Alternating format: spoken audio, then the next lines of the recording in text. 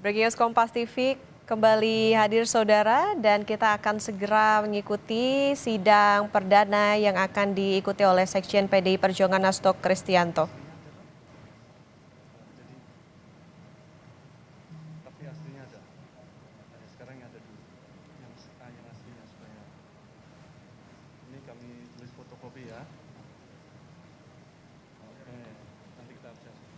Oke, sekarang yang hadir dulu aja Pak, yang kita minta berita acara sumpah. Pak Mahtir Ismail ada ya? Oh ya enggak. Iya ya, siap. Oke, satu. Oke, berita acara sumpahnya. Oke.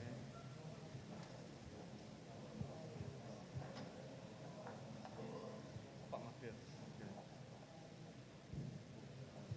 Oke. Silakan Bang. Oke. Yang hadir ya. Kemudian Pak Roni. Oke.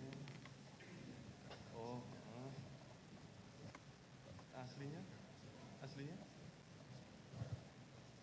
Oke. Saya tulis fotokopi ya. Saya tulis fotokopi sini ya, belum ada aslinya. Yang aslinya belum ada, ini saya tulis fotokopi karena belum tunjukkan aslinya. Oke. Kemudian Pak Febri yang hadir aja nih. Siapa Pak Febri? Silakan. Ada asli dan fotokopinya. Mana? Nah, ya. Tunjukkan fotokopi. Acara sumpah.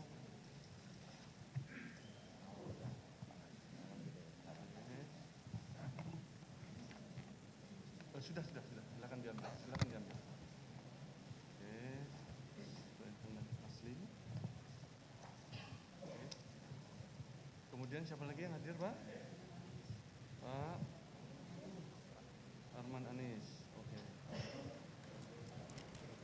Ini enggak sesuai tadi Pak Febri, Dr. Erna. Oke.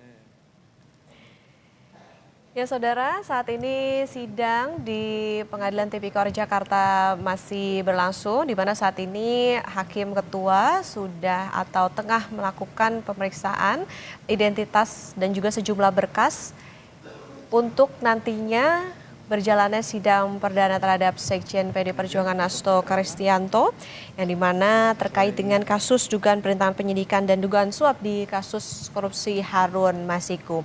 Sidang saudara rencananya akan dimulai sekitar pukul 9 waktu Indonesia Barat, artinya memang saat ini kita tengah menunggu nantinya seperti apa pembacaan dakwaan yang akan dilakukan terhadap Hasto. Hakim Ketua hari ini adalah Rios Rahmanto. Dan kita menunggu bagaimana proses atau berjalannya sidang dakwaan terhadap Sekjen PDI Perjuangan Hasto Kristianto.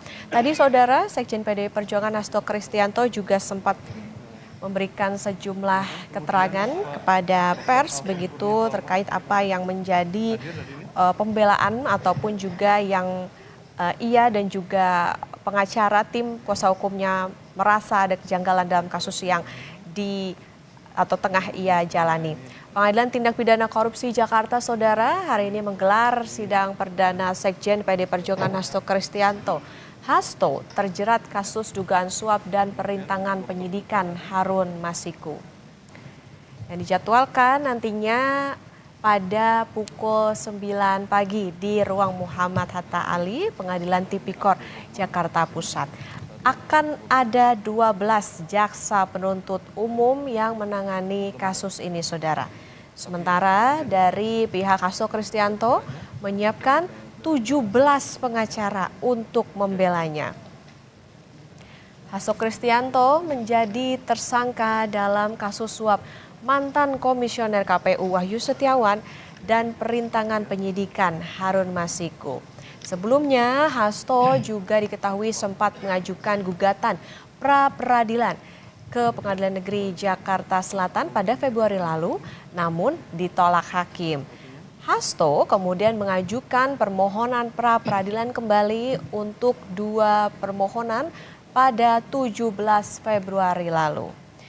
Nah saudara, Tadi juga menurut pantauan dari jurnalis Kompas TV bahwa memang Hasto datang juga bersama dengan tim kuasa hukumnya, ada Febri Diansyah, Magdir Ismail, kemudian tadi juga terlihat ada Roni Talapesi. Nantinya siap untuk juga mengikuti sidang perdana atau dengan agenda sidang dakwaan hari ini di Pengadilan Tipikor Jakarta.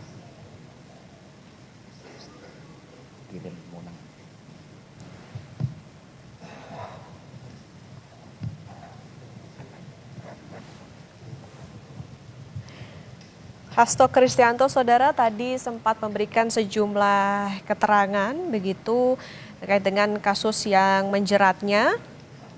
Seperti misalnya ia merasa bahwa kasusnya ini diduga merupakan atau menjadi produk yang dimanipulasi, kemudian juga sebagai bentuk abuse of power. Tetapi tentu bagaimana nanti pembuktiannya akan kita dengarkan saat di persidangan.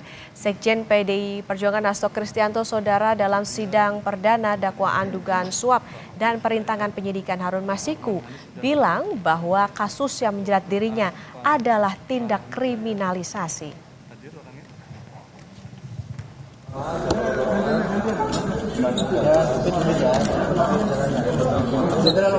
Terima kasih. Ini untuk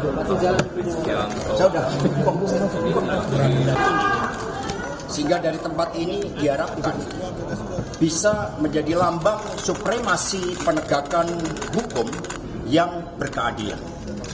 Sebab itulah mengapa hakim di dalam mengambil keputusan selalu menyatakan berdasarkan ketuhanan yang Maha Esa. Sikap saya tetap tidaklah berubah. Apa yang terjadi adalah suatu bentuk dari kriminalisasi hukum karena kepentingan kekuasaan di luarnya. Jadi saya adalah tahanan politik. Saya sudah membaca dengan cermat secermat-cermatnya terhadap surat dakwaan dan hampir semuanya merupakan suatu produk daur ulang. Jadi semua merupakan produk daur ulang terhadap suatu perkara yang sudah memiliki kekuatan hukum tetap atau inkrah.